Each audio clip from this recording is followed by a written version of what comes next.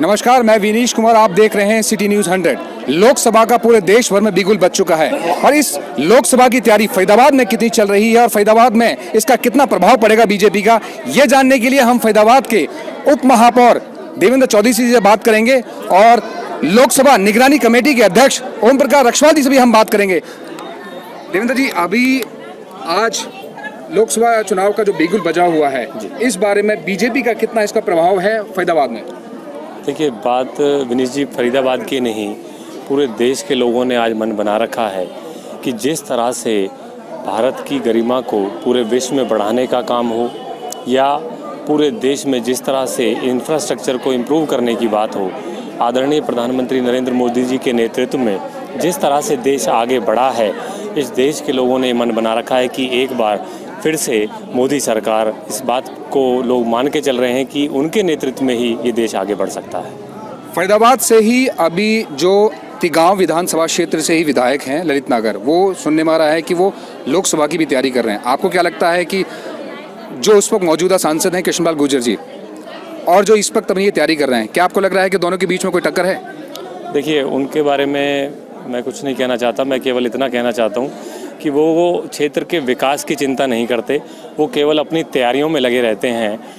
बल्कि एक विधायक के रूप में एक विधायक को अपने क्षेत्र का क्या विकास करना चाहिए, पूरे कार्यकाल में उन्होंने इसकी चिंता नहीं की।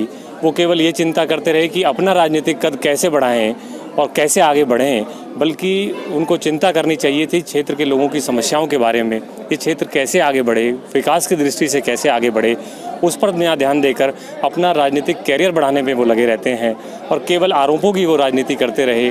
उनके पास अपनी सरकार में, अपने कार्यकाल में इस क्षेत्र के लिए, विशेषकर तिगांव विधानसभा के लिए कोई भी उपलब्धि उनके पास बताने के लिए नहीं है। केवल आरोप लगाने का उनका काम है, उसी में लगे रहते हैं। अभी फिलहाल ओम कहते हैं कृष्णपाल गुर्जर जी वो विकास के कार्यों को लेकर आगे बढ़ रहे हैं और विकास के कार्यों को लेकर मौजूदा मुद्दा बना रहे हैं कि हमने ये विकास किए। क्या क्या ऐसे बड़े विकास थे जो जनता जानना चाहेगी कि जनता को इस चीज़ को पता चले कि हाँ, इन्होंने ये सब विकास जो हुए?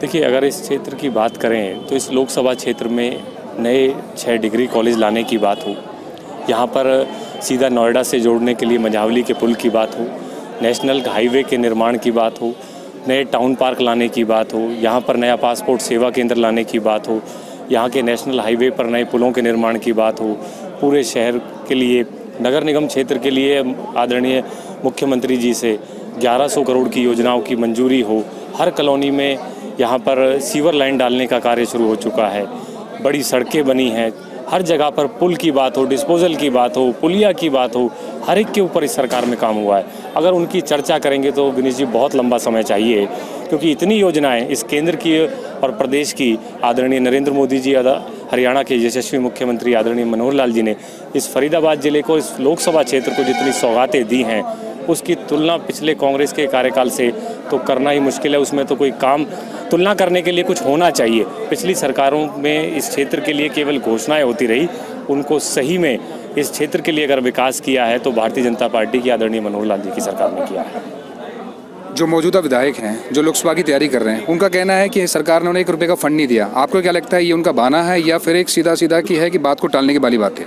देखिए, जो लोग, मैंने पहले भी कहा, जो क्षेत्र की चिंता नहीं करते, क्षेत्र के विकास की चिंता नहीं करते, जिनके पास अपने कार्यकाल में बताने के लिए कोई अपनी उपलब्धि नहीं है, वो केवल बहाने बनाते हैं। ऐसा इस सरकार ने बिना भेदभाव के काम किया है।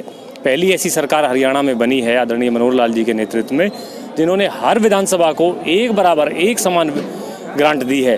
तभी तो आज जब बाई इलेक्शन होते हैं, जहाँ से दूसरे दल के विधायक थे, वहाँ से भी भारतीय जनता पार्टी के उम्मीदवार जीतते हैं, क्योंकि उन लोगों ने देखा है कि उनका विधायक बेशक दूसरे दल से था, लेकिन इस सरकार ने एक समान कार्य किए, तभी उस क्षेत्र से भी भारतीय जनता पार्टी को जिताने का वहाँ पर काम किया। ये अंतर इस सरकार ने करके दिखाया है। एक समान विकास 90 की 90 विधानसभाओं में बिना भेदभाव के इस सरकार ने करके दिखाया। एक और है कि शनिवार को मोदी जी ने मैं भी चौकीदार, इन्होंने एक ऐप लॉन्च किया, उसके बारे में जानकारी दी और पूरे देश भर में जितने भी बीजेपी के कार्यकर्ता हैं, जितने भी लोग हैं, उन्होंने कहा था कि जो अच्छा काम कर रहे हैं, जो भ्रष्टाचार के खिलाफ लड़ रहे हैं, वो सारे चौकीदार हैं। आप भी चौकीदार हैं? देखिए, हर भारतीय जनता पार्टी का कार्यकर्ता एक चौकीदार के रूप में काम कर रहा है। उसने कभी अपने आप को पद की लालसा नहीं रखी, ना यहाँ पर कार्यकर्ता किसी पद के लिए काम करता है। जो हमारे आदरणीय प्रधानमंत्री जी ने बात कही है कि आज जिस तरह से वो देश की चौकीदारी कर रहे हैं, हमें जो दायित्व मिला हुआ है वहाँ पर भी हमने जहाँ तक संभव हो सके भ्रष्टाचार पर अंकुश लगाने का काम किया है। क्षेत्र के विकास में हम सब ने मिलकर मेहनत करके उसको आगे बढ़ाने का कार्य किया है। तो मैं समझता हूँ हर भारतीय जनता पार्टी का कार्यकर्ता, जिसमें मैं स्वयं भी शामिल हूँ, एक चौकीदार है। अभी आपके पास पूरा लोकसभा निगरानी कमेटी के आप चेयरमैन भी है। पूरा फैदाबाद की लोकसभा की जितनी भी हैं कमियां हैं या खूबियां हैं, जितने भी काम हुए हैं, आप सब पर निगरानी कर रहे हैं। आपका दायित्व कितना है इसमें? देखिए, माननीय मोदी जी की और माननीय मनोहर जी की सरकार जब से बनी है और हरियाणा में माननीय मनोहर जी ने एक नया काम शुरू किया है कि पहले कोई परेशान होता था, किसी की कोई सुनवाई नहीं होती थी तो धक्के खाता था, लेकिन माननीय मुख्यमंत्री जी ने कहा कि मेरी जो एक खिड़की हर ज़िले में एक मेरी सीएम विंडो नाम से एक खिड़की खोली जाए और जहां सीएम के नाम से किसी कोई सुनवाई नहीं होती तो सीएम के नाम से लिखकर एक पाती वहां डाल दे और उसकी सुनवाई वहां सीधी की सीधी वो मुख्यमंत्री के द्वारा ही एक तरह से होगी। अधिकारियों को दिशा निर्देश दिए गए और वहां ये जो फरीदाबाद लोकसभा की जो जिम्मेदारी जो हमें दी गई है, वो सारी जो सीएम विंडो पर जितनी भी शिकायतें लगती हैं उनका निपटारा, लोगों की शिकायतें दूर हो सके, उसकी चिंता सब कार्यकर्ता नीचे विधानसभा के हमारे एमिनेट पर्सन हैं वो मिलकर करते हैं और लोगों को उनसे निजात दिलाते हैं। बीजेपी का एक और है कि नारा कि मेरा बूथ सबसे मजबूत। आपका बूथ लोकसभा में कितना मजबूत है? देखिए, जहाँ तक मैं जानता हूँ यहाँ जो मेरा बूथ है सेहतपुर का, वो जब से मेरी वोट बनी है और अब तक उस पर भारतीय जनता पार्टी कभी हारी नहीं है और ज़्यादा ऊर्जा से हम लगे हुए हैं। भविष्य में और ज़्यादा उसमें हमें सफलता मिलेगी। आपको क्या लग रहा है कि अभी ऐसी कुछ काम या कुछ ऐसी और रह गए हैं जिसे आने वाले, अगर कृष्णपाल गुर्जर जी को अगर टिकट मिलती है, अगर वो जीत जाते हैं, तो ऐसे कौन से काम हैं जो अभी फैदाबाद शहर को मिलने बाकी और हैं? देखिए, कृष्णपाल जी के कामों की अगर आप बात करें तो पीछे आपने देखा है, आज मुथरा रोड को देख लीजिए या नहर को, चाहे वहाँ भी पुलों की बौछार और यहाँ भी नहर के ऊपर भी कितने हैं। कॉलोनियों में सारी सड़कें का जाल बिछ गया है और अगर कृष्णपाल जी अभी दोबारा 100% सबको विश्वास है और सबने मन बना लिया है, दोबारा वो आएंगे तो ये गति और तेज़ी से बढ़ेगी और हमारे जो काम रह गए हैं, जैसे कि हमारे यहाँ अभी बिजली का सब स्टेशन बनना है, जो हमारे यहाँ हॉस्पिटल बनना है, तो ये चीज़ें और तेज़ी से यहाँ बढ़ेंगी। आज आप सर समर्पण निधि की बात कर रहे थे, वो क्या था सर? देखिए, समर्पण निधि एक वह राशि है जो ये पार्टी को, इस दल को चलाने के लिए जो आवश्यकता रहती है, वो कार्यकर्ता के सहयोग से ये दल चलता है, उसके बारे में यहाँ पर कार्यकर्ताओं से चर्चा की गई।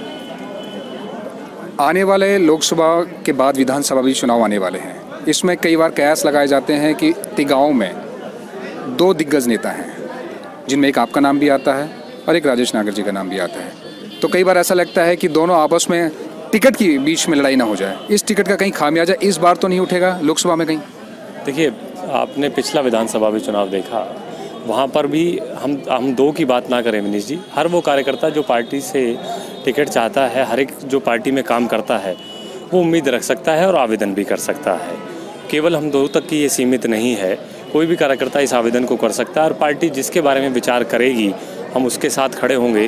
पूर्व में भी आपने देखा, मैंने भी पिछली बार भी आवेदन किया और पार्टी ने उस समय राजेश नागर जी को यहाँ से उम्मीदवार बनाया, तो उनके मंचों पर उनके लिए साथ में वोट मांगने का काम मैंने उस समय किया और हम में सब एकजुटता से काम करेंगे। हम पार्टी को इस देश की सेवा करने के लिए आगे लेकर आ रहे हैं। हमारा दल इस देश की सेवा, इस प्रदेश की सेवा के लिए लगा हुआ है, उस कार्य हमें अग्रसर हैं। हमें अपने व्यक्तिगत हितों के लिए हम काम नहीं करते, हम इस देश के, प्रदेश के हित के लिए काम कर रहे हैं। हम एक साथ मिलकर पार्टी का हर एक कार्यकर्ता, चाहे वो लोकसभा का चुनाव हो चाहे विधानसभा का चुनाव हो, हम मिलकर इसको आगे ले जाने का काम करेंगे। आज जो आपने ये सभा की थी, उसका मेन उद्देश्य क्या था फिर?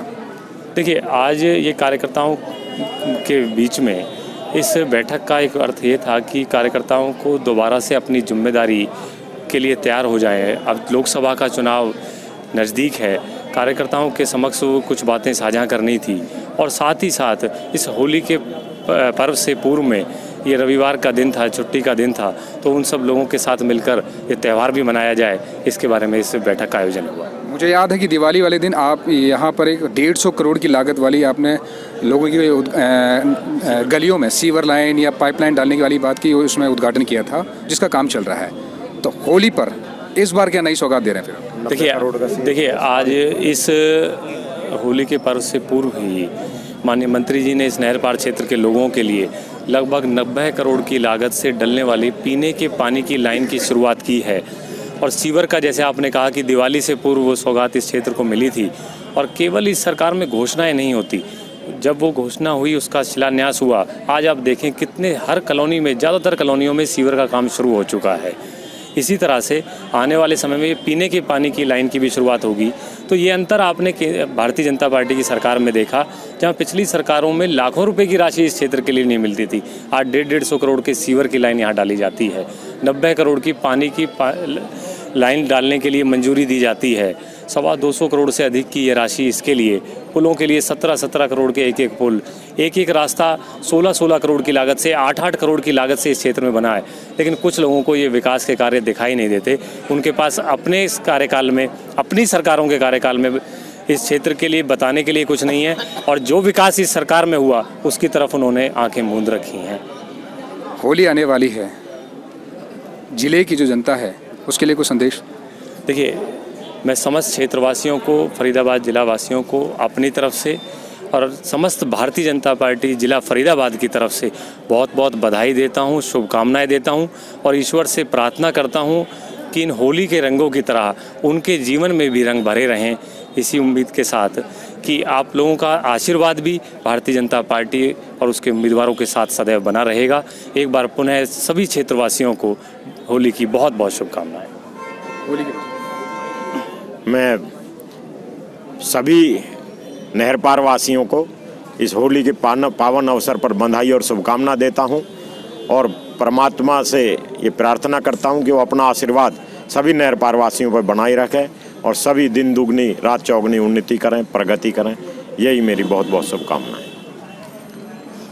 तो ये थे हमारे फरीदाबाद के वरिष्ठ उप महापौर और लोकसभा निगरानी कमेटी के अध्यक्ष ओम प्रकाश रक्षवाल जी, जिनका ये कहना है कि हमारा जो बूथ है वो मजबूत है और आने वाले लोकसभा इलेक्शन में उसका रिजल्ट भी दिखेगा।